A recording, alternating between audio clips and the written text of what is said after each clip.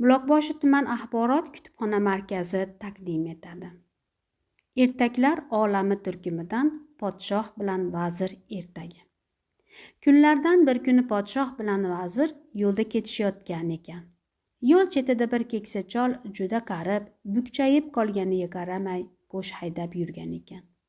Podshoh bilan vazir unga yaqinlashib qolganlarida otlarini to'xtatibdilar. Podshoh cholga "Hormang bobo, yoshligingizda g'amingizni yemagan ekansizda" debdi.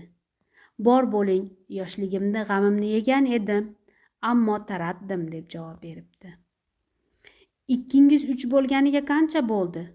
"Ikkim 3 bo'lganiga 6-7 yil bo'ldi" debdi chol. "Unday bo'lsa men sizga bitta g'oz yuboraman. O'zingiz patini tozalab olarsiz" debdi. "Xo'p, mayli kutaman" debdi chol. Shundan keyin podshoh bilan vazir yo'llarida davom etibdilar. "Men sizni chol bilan qilgan suhbatingizni o'ylayapman" debdi vazir. "Sen mening vazirim bo'la turib, bir qo'shchi cholchalik ham bo'lolmabsan-da" debdi.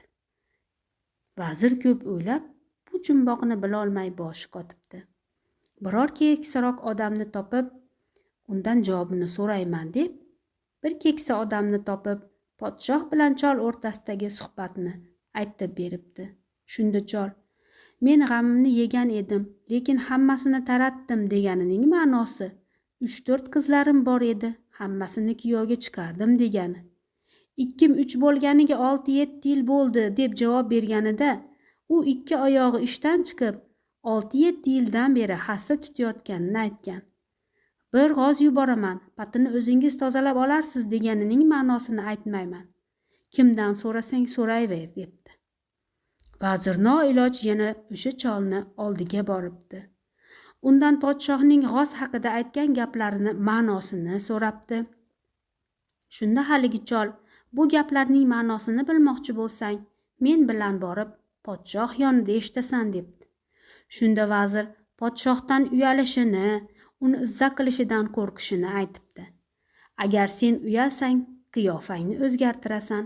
Men senga dehqon ustuvoshini beraman.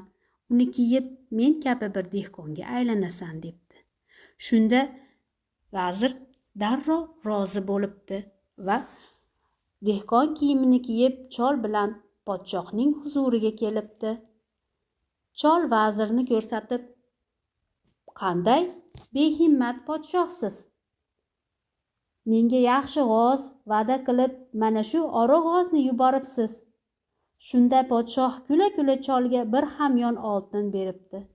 Podshohning odamlari esa borib uning yerlarini chopib beribdilar. Qissadan hissa shuki, bilagi zo'r birni yiqar, bilimi zo'r mingni. Dehqon o'zining o'tkir fahmi zehni bilan nafaqat podshohning ishonchini qozondi, balki mag'rur vazirga ham saboq berdi. Halol mehnat va o'tkir zehn insonni aziz qiladi.